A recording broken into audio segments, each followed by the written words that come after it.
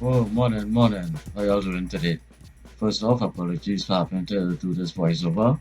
Trust me, it's no fun for me either. But that's it. Welcome to the best adventure channel on YouTube and put together by me in a blanky fort. Today's video takes place on November the 2nd, a day known as All Souls Day, and also in other places a day known as Dia de los Muertos, which translates to Day of the Dead. Having not ridden my bike in probably 6 weeks, I believe, I was just feeling to go out for a ride. On this particular day, I had no destination in mind. I had no predetermined route. I was just gonna go for a ride and see where the road takes me. And as you could probably tell from the voiceover, I also had no working microphone. But I'm ching.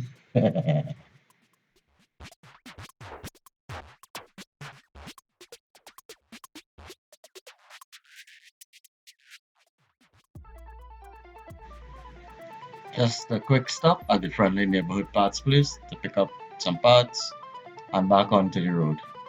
At that junction, I made a decision. I thought to myself, if I go left, it's going to be a short trip and I have a lot of hills to face. So I made a decision to go right instead. And soon I came up on this little bus shed here that had flowers and candles and bottles of alcohol on the ground. I don't know if that was something religious or something crazy, to be honest with you. I didn't take it on too much. And this right here is our first hill climb of the day. This is me attempting to knock 6 weeks worth of rust off my frame and go up this hill. Luckily for y'all, I could speed this footage up. This is when I realized, however, that I forgot to stretch before setting off from home. If you think watching this footage is painful, maybe the microphone cutting off this day was a good thing. Because trust me, there was nothing coming out of my mouth at this point going up this hill that would be safe to put on YouTube or any other form of media. You know, they say everything happens for the best, so maybe the microphone cutting off was a good thing after all.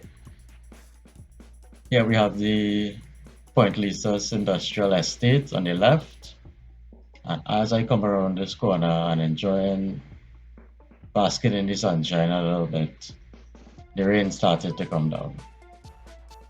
But to tell you the truth, I did enjoy riding in the rain for quite a bit. I didn't stop at any point to shelter. I just kept going through. A decision I maybe regretted a little bit later on, but you know, hindsight is 2020. See, all these people stuck in traffic here. This is where I show them the advantage of the two wheels from Broome. I'd be lying if I didn't say wasn't even a bit scared on that particular maneuver. It was kind of scary. But then going through the rain, I decided to splash in the puddles a little bit. But then the cars would pass close to me. So I had the brilliant thought that maybe I should go up onto the pavement and avoid some of the water on the road. You'll see here shortly what takes place. Wait for it. Wait for it. Not this one. The other one. Ready? There you go. So I said screw it and I went back onto the road surface and continued enjoying being soaking wet riding my bicycle. I told myself the day would come when I would not be able to do it anymore. But for now, I could still enjoy these types of things. So let me do it while I still can. You know what I mean? How are they doing? Are they good? Everybody alright? Alright. Nice, nice. You should be familiar with here by now. This is Cooper Junction. Another major junction that I had to make a decision on whether to go left or right. I decided to go left and go down the quieter piece of road. Less traffic, less, you know. After that rain, I wanted a quiet piece of road for myself a little bit. So I decided to come up this road. And here I am, not having a clue that my microphone isn't working. So I'm just talking. Can't remember about what right now, probably not important. The start, the start of this stretch. Oh, that alone should tell you.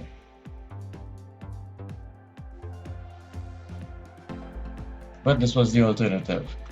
If I had gone left initially, it would be steep hills. Here's a sign. I remember this sign. It said model farm and agriculture or something. And I had not in any way made the joke that this is where they were growing models.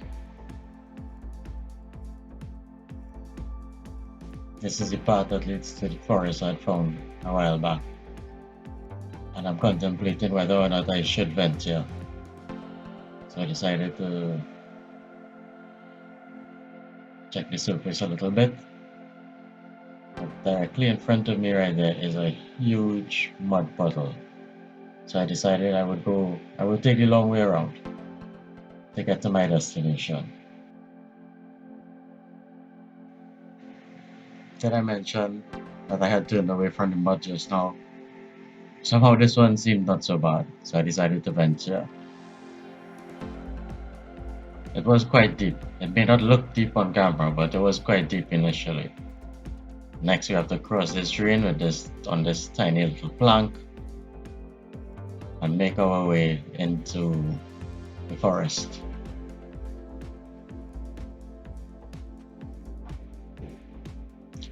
This was the same forest we were in a while back and it was so well manicured and well kept looking. Today it's a bit overgrown and shows lack of care.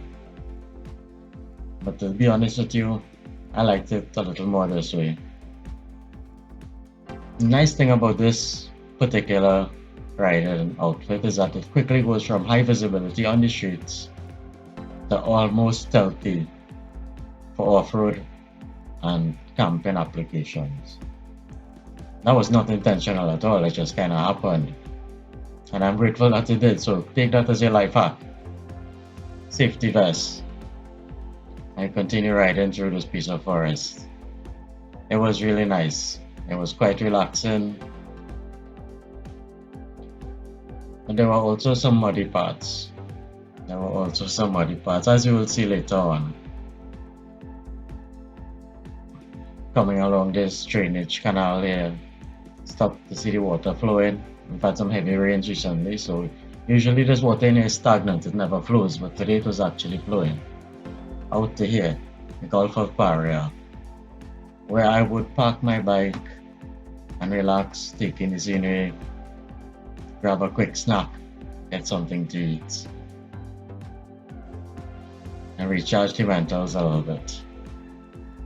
This was lunch. Lunch was Sunshine Snacks, Sunmix. Hey, Sunshine Snacks, if you're looking to sponsor me, give me a shout. I have a face for radio. Yeah, look at this magic trick. Ta-da! Disappearing cashews and peanuts.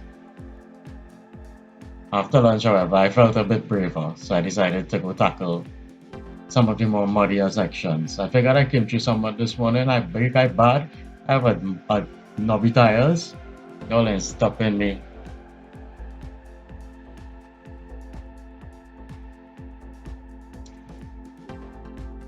So I went through a couple mud puddles, was starting to feel really nice about it.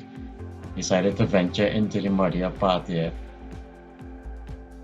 And of course, inevitably, get stuck. There we go. It was bound to happen. Anyway, put my foot down, and my entire shoe went down in mud. It was quite cold, and I'm not sure it was all mud. May have been some cow poop. But that's fine. Part of the course, I'm guessing. It's all part of the fun. Luckily, however, I managed to stumble upon a naturally occurring water source, meaning two water tank on top there and a pipe. So I gave my foot a quick cleaning up, a light scrub before I get back out onto the road. Of course, this led to my shoe being properly well soaked before I start my trek back. But anyway, better than the alternative. What can I say? Some days you gotta earn it a little bit.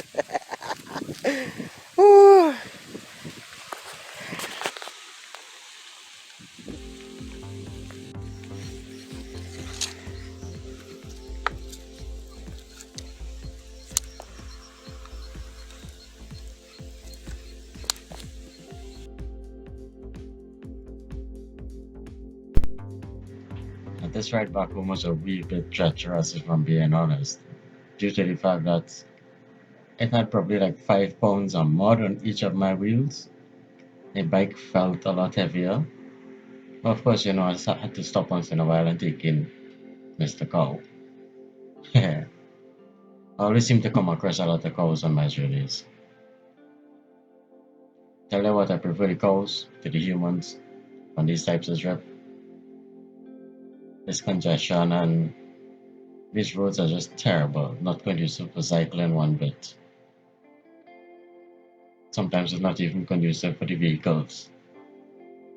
I don't know what took place with this dude, but he seemed alright. No worse for wear. Oh yes, almost back home. You all know how this last hill does usually go. This last hill is usually quite a push. As usual, I'd like to say thank you to each and every one of you for joining me on this little adventure of mine today.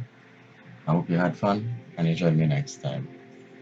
Until then, keep good, stay blessed. Hope your man out for the hour. Later, folks.